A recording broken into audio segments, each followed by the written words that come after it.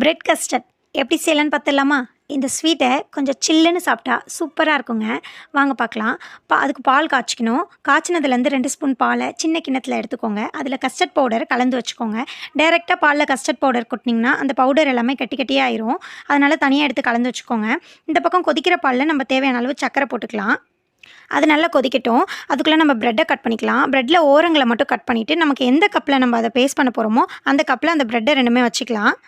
நம்ம கலந்து வச்சுருக்க கஸ்டர்ட் பவுடர் மில்கை அந்த நார்மல் மில்கில் போட்டு நல்லா காய்ச்சணும். அது கொஞ்ச நேரத்துலேயே ஒரு மாதிரி க்ரீமி கன்சிஸ்டன்சியில் வந்துடும். அந்த க்ரீம் எடுத்து நம்ம ப்ரெட்டு மேலே ஃபஸ்ட்டு லேயராக ஊற்றிக்கலாம். அடுத்த லேயர் மில்க் மேட் போட்டுக்கலாம். உங்ககிட்ட ஃப்ரெஷ் க்ரீம் இருந்தால் கூட போட்டுக்கோங்க, ரொம்ப நல்லாயிருக்கும்.